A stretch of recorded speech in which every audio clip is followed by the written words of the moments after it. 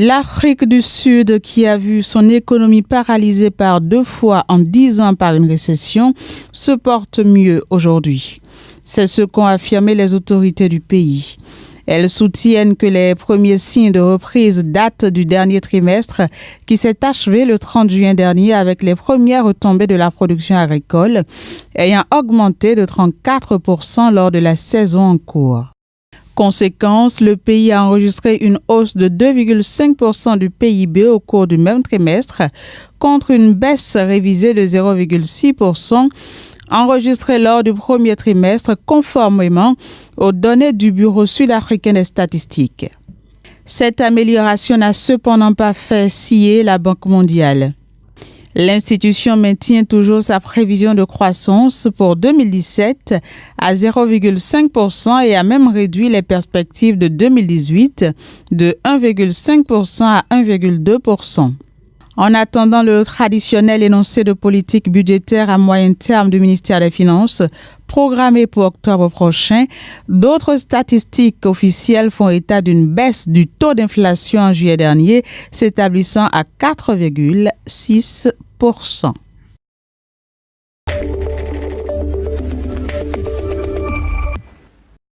Avec la victoire du MPLA aux élections générales du 23 août, l'Angola n'est pas prêt de sortir du chaos économique dans lequel il est plongé depuis des années. C'est ce que soutient l'économiste Carlos Rosado de Carvalho. Selon lui, l'Angola est dans un trou immense. La crise est très profonde, la croissance est faible, l'inflation explose et les déficits publics hors de contrôle. João Lourenço promet un miracle économique. Moi, je ne crois pas à ce miracle. Mais je crois complètement que nous avons un avenir bien meilleur pour l'Angola et les Angolais. Parce que nous avons un potentiel. Nous n'avons besoin que d'une bonne gouvernance. Le MPLA, durant ces 42 ans, n'a pas réussi à mettre en œuvre une bonne gouvernance. Pour Carlos Rosado de Carvalho, l'Angola a besoin aujourd'hui d'une autre politique de développement pour booster son économie. Ce qui est nécessaire en Angola, c'est créer un environnement favorable aux affaires. L'Angola a tout. Le seul secteur qui est développé en ce moment, c'est le secteur pétrolier. Un peu aussi le secteur financier. Nous avons 9 banques, mais tous les autres secteurs sont inexplorés. Autant dire que de grands défis attendent le nouveau président angolais. Des défis qui sont loin d'être gagnés, selon Carlos Rosado de Carvalho. Le candidat João Lourenço dit qu'être président, c'est une mission qui lui a été confiée par le parti. Il prend ça comme une mission de son parti et non comme une ambition personnelle. C'est très significatif. Ça illustre la manière dont fonctionne le parti MPLA. Les gens pensent que quand on travaille pour l'État, on travaille en fait au nom du parti. C'est le problème en Angola, cette mentalité. Le MPLA, c'est l'État et l'État, c'est le MPLA. Ça doit changer. En attendant les changements espérés, Carlos Rosado de Carvalho appelle les élites angolaises à renoncer au contrôle absolu des moyens de communication publics et privés dans le pays.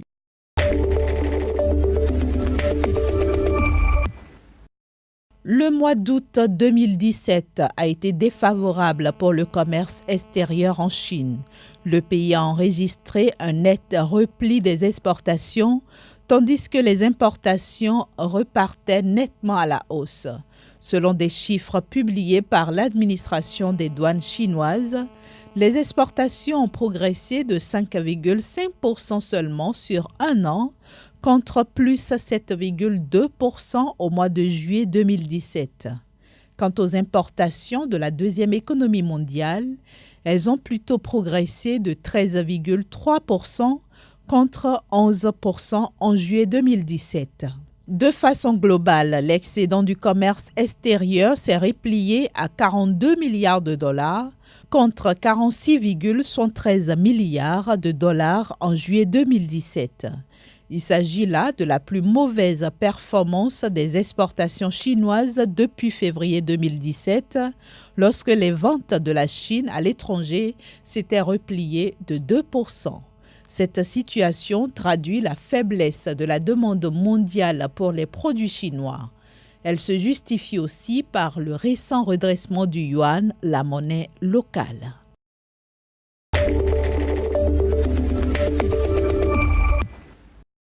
Les échanges commerciaux entre la République populaire de Chine et les pays ayant en commun la langue portugaise sont en nette progression. Ils ont augmenté de 37,58% pour atteindre 57,36 milliards de dollars au premier semestre 2017. Selon les chiffres officiels, les exportations chinoises vers les 8 pays lusophones ont atteint 16,59 milliards de dollars, soit plus 28,2%, tandis que les importations en provenance de ces pays sont évaluées à 40,77 milliards de dollars, soit plus 41,80%. Au nombre des pays lusophones d'Afrique ayant le plus échangé avec la Chine, on peut citer l'Angola qui se positionne en deuxième position après le Brésil. Luanda totalise 10,14 milliards de dollars d'exportation, soit une hausse de 66,86%, alors que ses importations sont estimées à 1,06 milliard de dollars, en progression de 44,91%.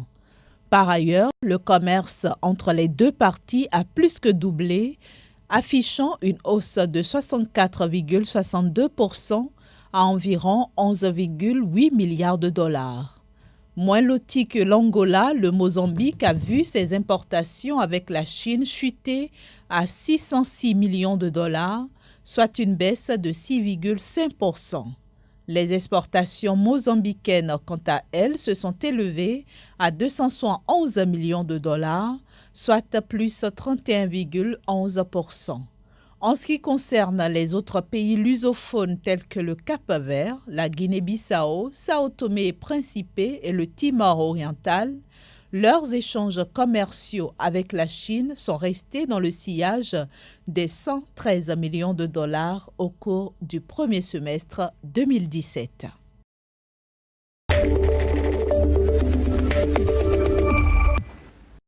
La filière palmier à huile est en pleine révolution au Gabon. Elle a connu une progression fulgurante entre 2015 et 2016, où la production de régime de palme est passée de 4 924 tonnes à 29 169 tonnes.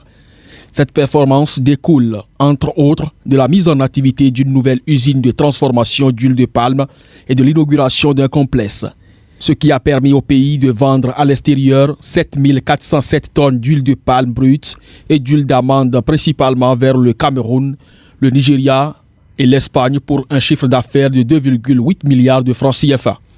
En ce qui concerne les investissements réalisés au cours de l'année 2016, ils ont atteint près de 89,2 milliards de francs CFA, soit une hausse de 17,2% par rapport à 2015. Ces investissements ont essentiellement été orientés vers l'extension des plantations, les équipements des usines de transformation et le matériel roulant. Enfin, les effectifs employés dans les plantations et l'usine du pays ont progressé de 49,9% à 8 414 agents contre 5 614 en 2015. La masse salariale générée par ces emplois est passée de 40,594 milliards de francs CFA en 2015 à 48,7 milliards de francs CFA en 2016.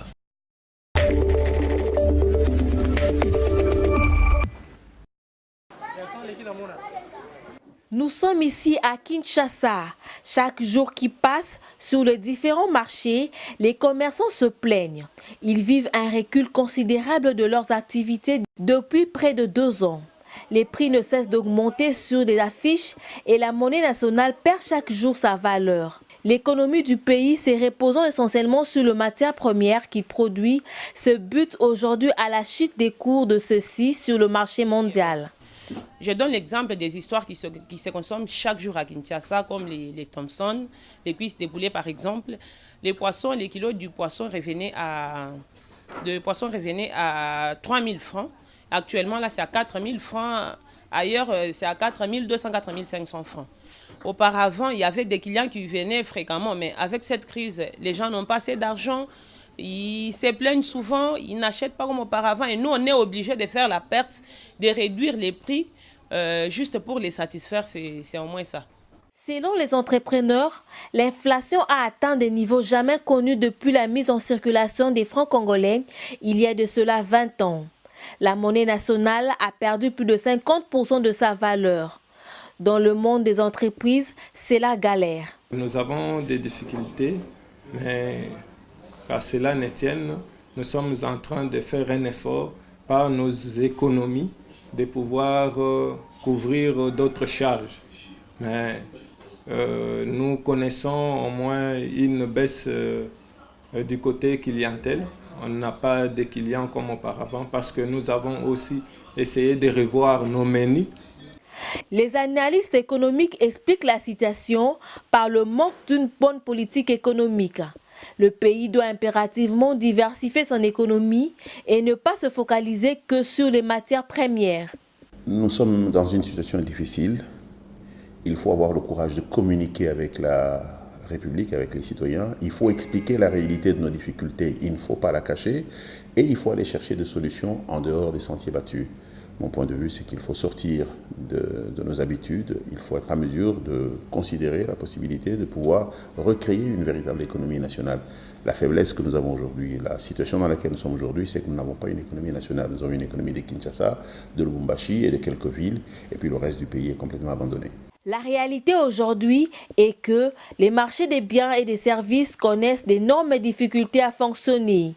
Le panier de la ménagère se vide au fur et à mesure que cette situation dure.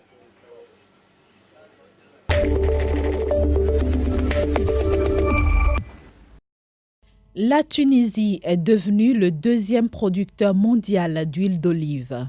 Le pays se positionne ainsi derrière l'Espagne après la production exceptionnelle enregistrée durant la saison 2016-2017. En effet, avec 1,8 million d'hectares comptant 86 millions d'oliviers, Tunis espère une croissance de 20 à 30% de sa production d'huile d'olive pour 2017-2018. Selon le directeur général de l'Office national tunisien de l'huile, le démarrage de la nouvelle saison prévue au mois de novembre 2017 augure d'une véritable amélioration.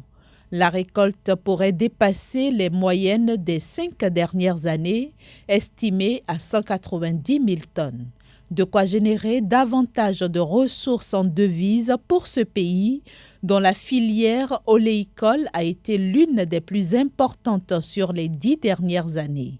Au cours de cette période, la moyenne annuelle des exportations atteint les 145 000 tonnes d'huile, soit 80% de la production nationale, avec des recettes de l'ordre de 850 millions de dinars, soit environ 350 millions de dollars.